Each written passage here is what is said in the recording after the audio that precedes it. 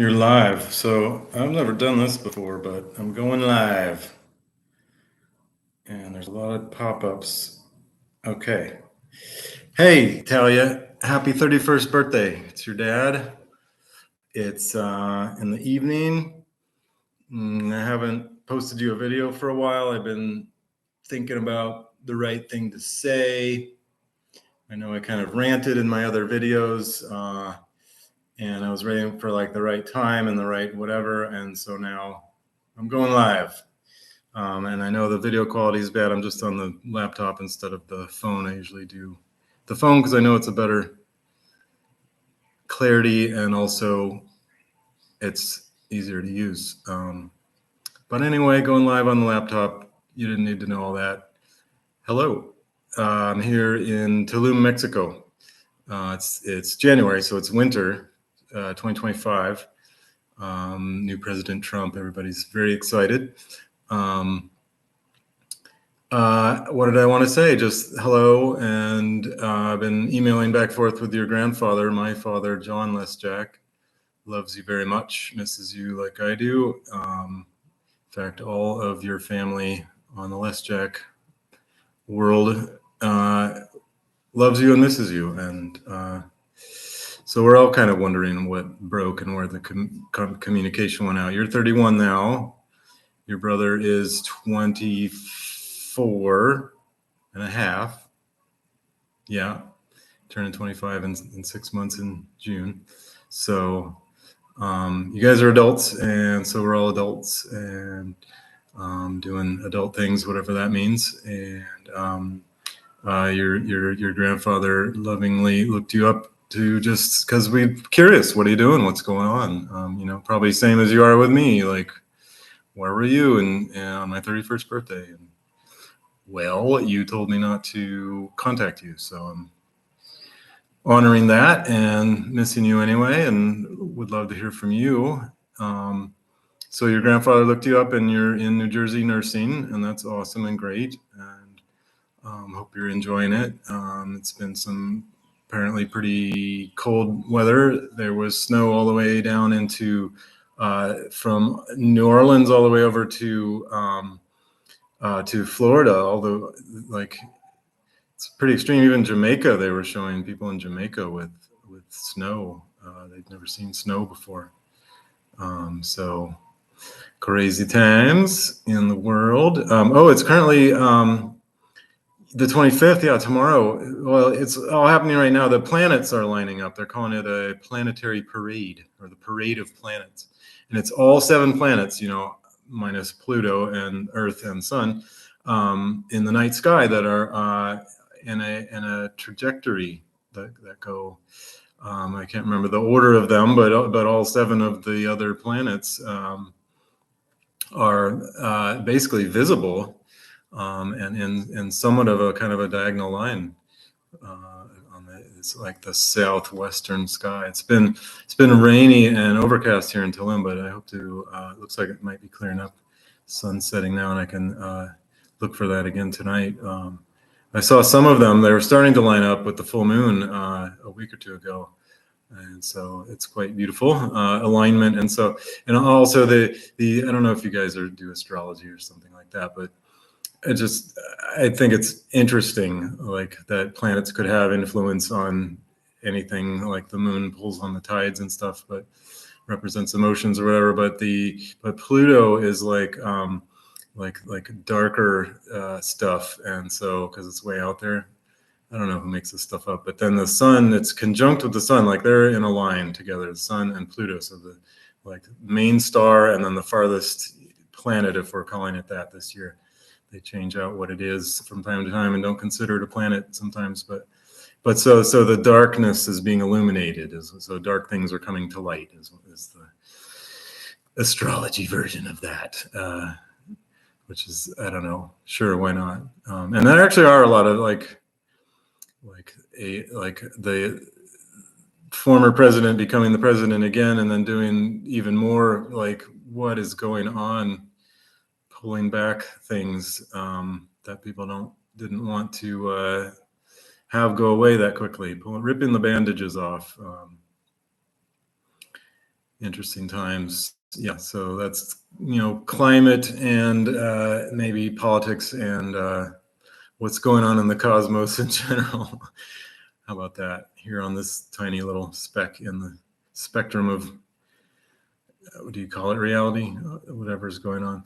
There's also this, and I wonder if this has to do with why the weather, it pulled the cold all the way down into Florida, like snow in Florida. Like, where were they showing it? The state line, but Tallahassee and Jacksonville, and then I'm not sure how far down it actually went, the snow into Florida, but so there was this, it was a comet, I think it was a comet, asteroid comet, that it came from the outer reaches where it's super, very, Kelvin level cold, and it took 160,000 years to come from the outer reaches of our little galaxy to, within a couple of days, circle around Earth and head back out for another 160,000 year cycle.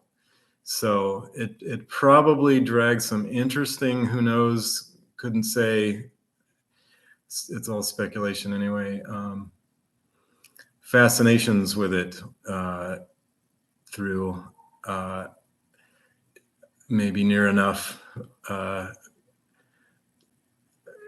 winds or something, who knows, from way out there. But we don't talk about this. Nobody talks about this. There's just your wacky dad saying some stuff on a private chat that you're not even listening to, and here in this year. I wonder when you will listen to it, if you'll listen to any of this stuff.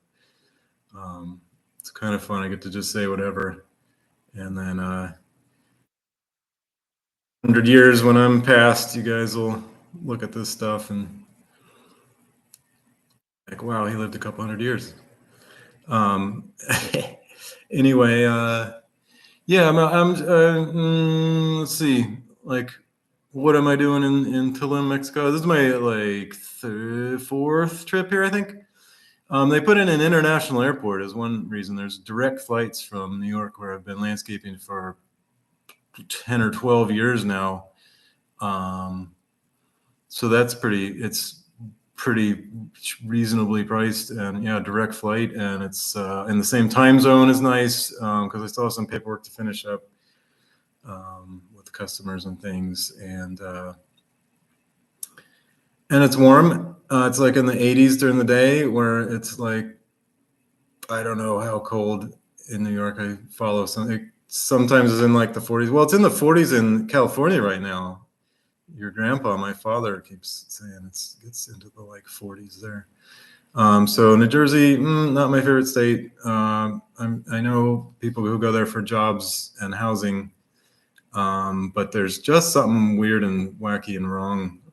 Wacky's not even it. There's just something off about New Jersey. I don't know what. Every time I go there, it's always just like kind of like California is wacky with its politics and of course earthquakes, and then it just had some fires in Los Angeles. So like, was it 4 or 5 years ago, Santa Rosa, where you were born 31 years ago today.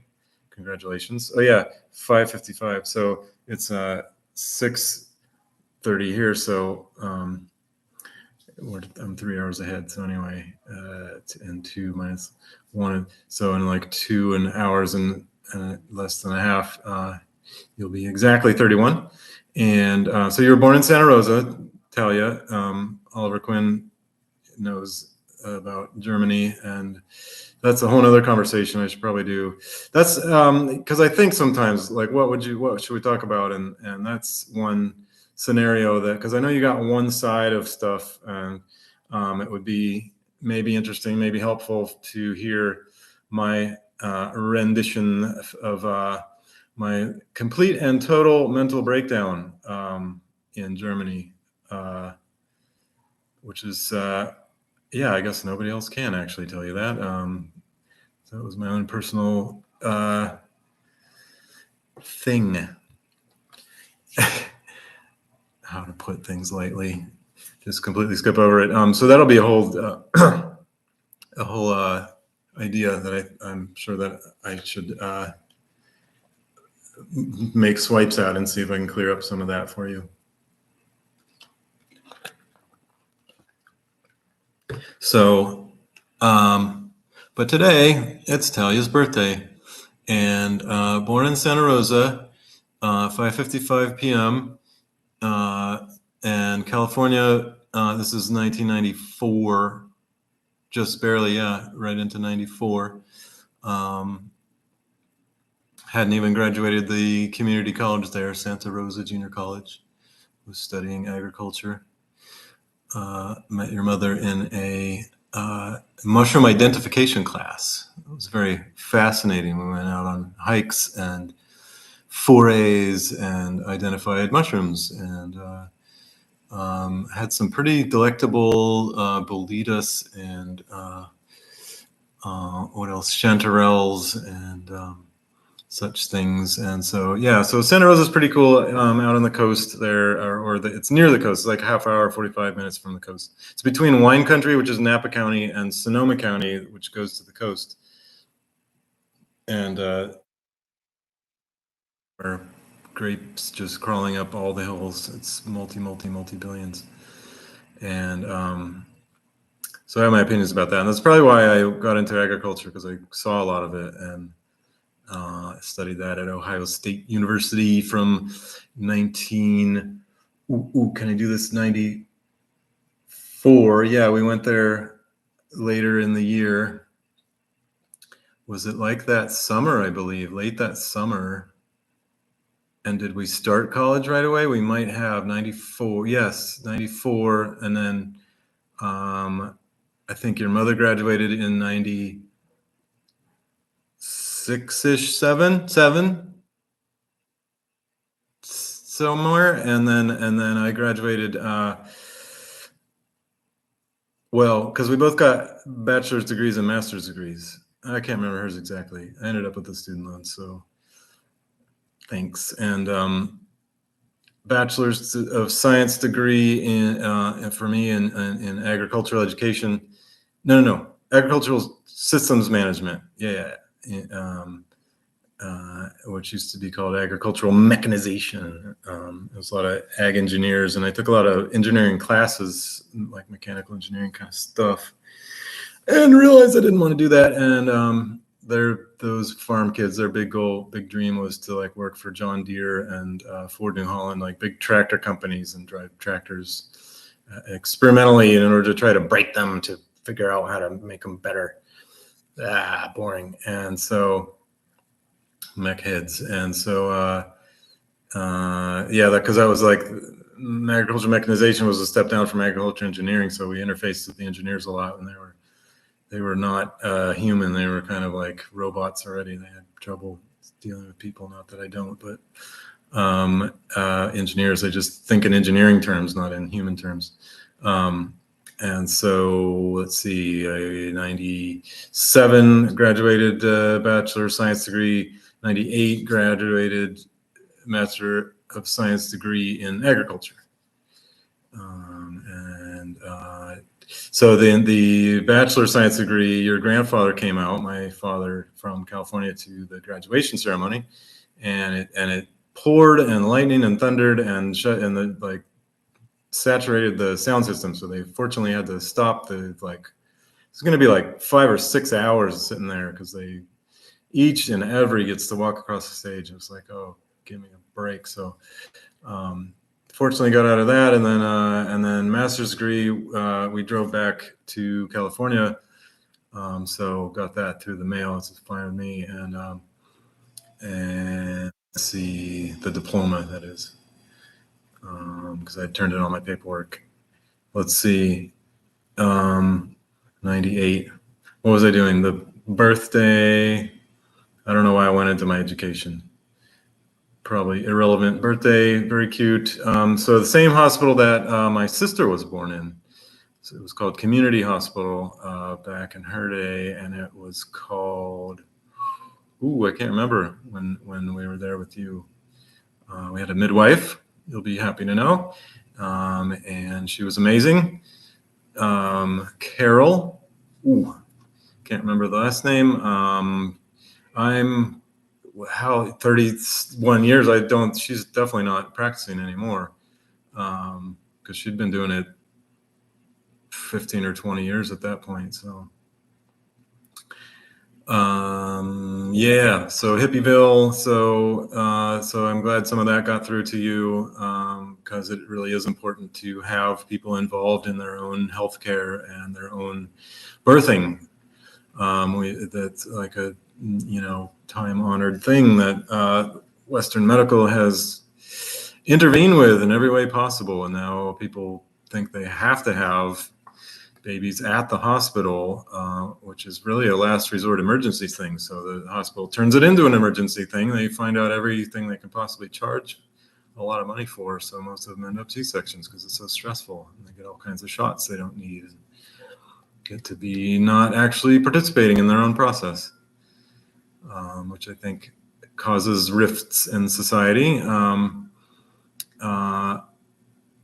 When I was born, which was at Warwick Hospital, which is it was down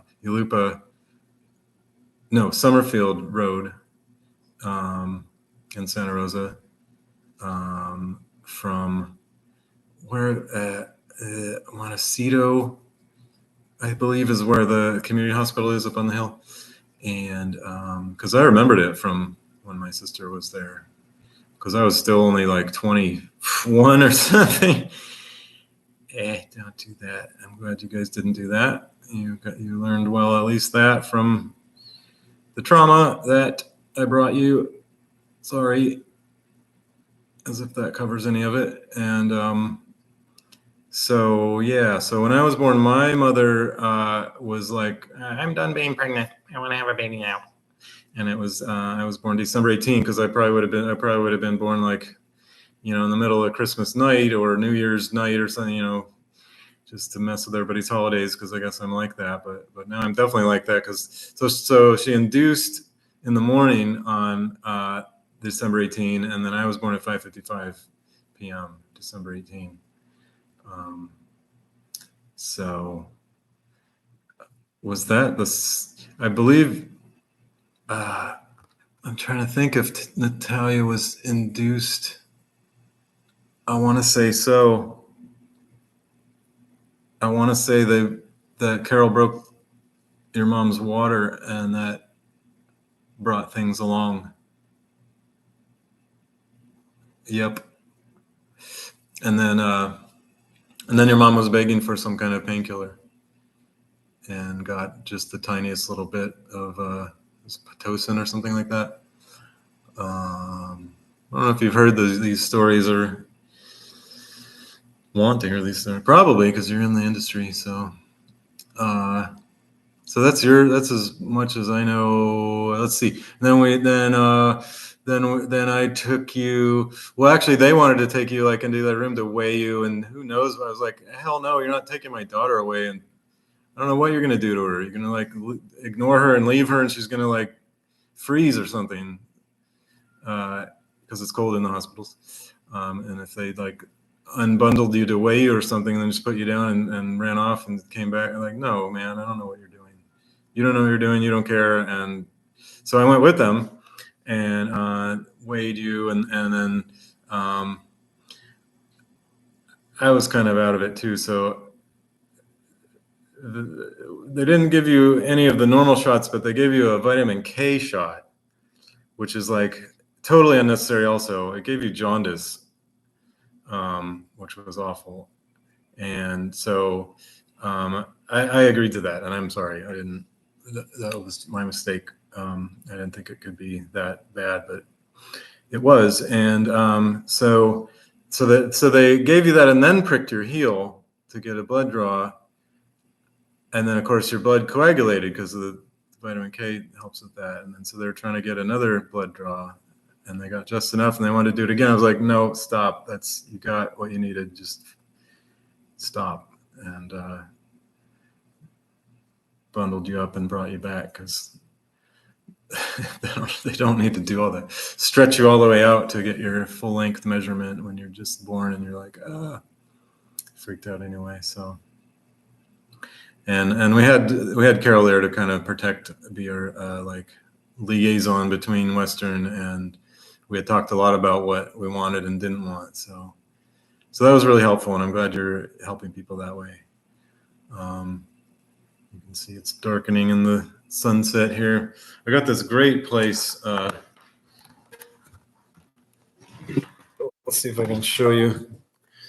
It's just like the kitchen back there. Oh, it's so grainy. And then this is my view. Because this is like the bedroom. It's just a king size bed, just a king size bed. It's an awesomely large king size bed. And then outside in the jungle with all the sounds of construction because they're actively building like crazy. And there's the pool with the hammocks.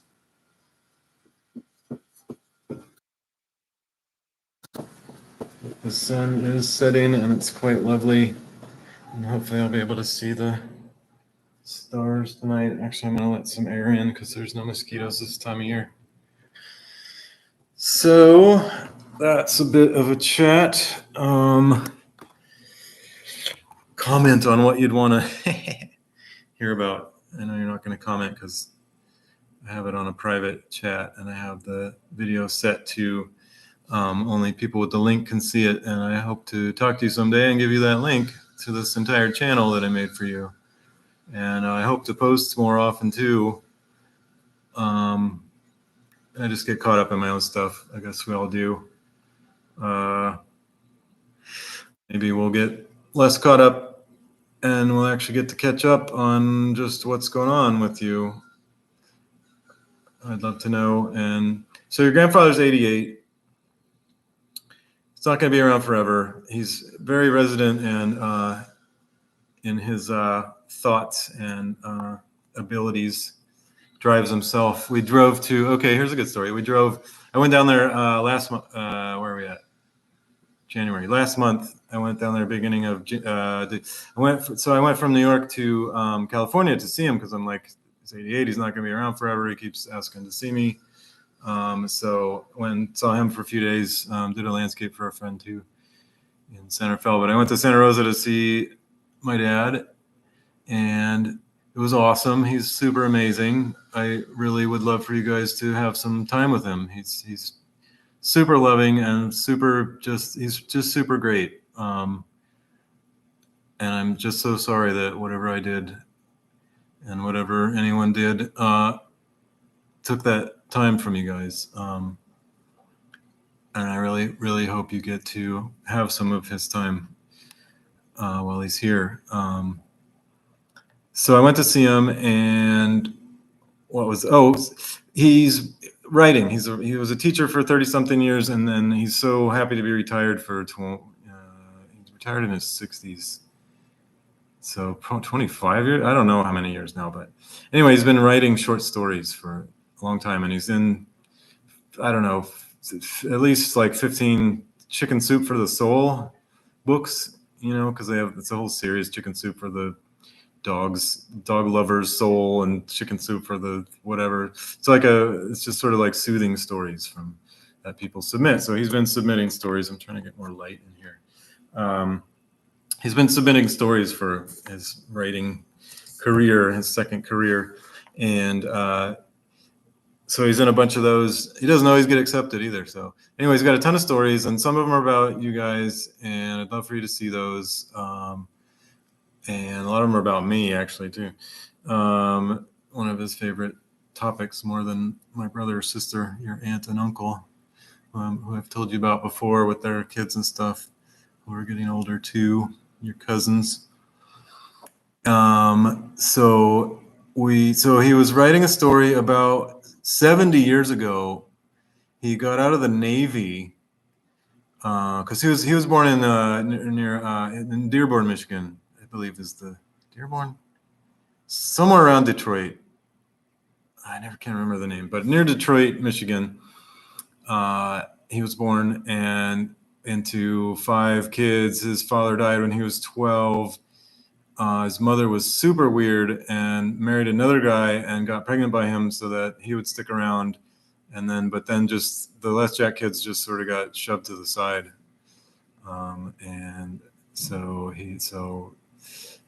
he overcame a lot of that really well, that emotional abuse and stuff that she did, and a lot of the weird other stuff that he's told me about that happened during those times, growing up Catholic and whatever. But so got in the Navy at 17 for 3 years, toured around the Alaska to the South Pacific during Operation Red Wing, which was the atomic bomb testing. So he witnessed firsthand 6 atomic bombs detonating.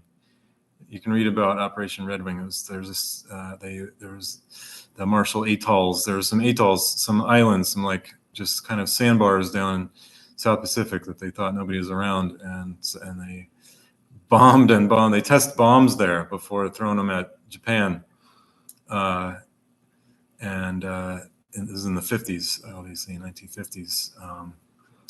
And so there's still like radioactive crabs down there because the crabs eat the radioactive coconuts.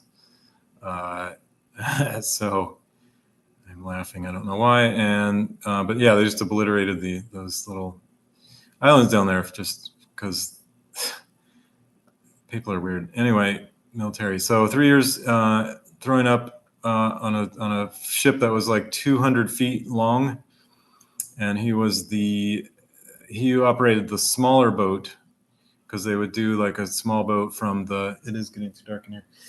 Small boat from the big boat, the 200-foot boat, down to the, like, if they're gonna pick up. Ooh, that's too bright now. If they're gonna pick up mail or drop off mail to the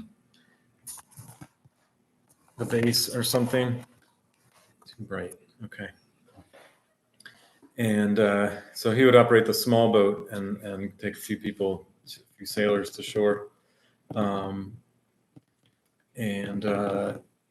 Navy. What else did he do? Oh, he operated the gun. He was also a gunman. The coxswain was the small boat pilot, and he was a gunman too. There was like a 50 caliber. I don't know. It was a mounted gun mounted on the front of the 200-foot boat, and so 50 cal is it's like a giant bullet, a huge bullet, and so he would shoot these bullets at like icebergs in Alaska as practice, and never saw active combat, fortunately. I guess the Korean War was somewhere around there. I can't remember if he's a veteran of the Korean War or not, but anyway, that set him up pretty good with the GI Bill and a couple bucks toward college and whatnot. So he went to San Francisco State. He'd always wanted to get out of Michigan.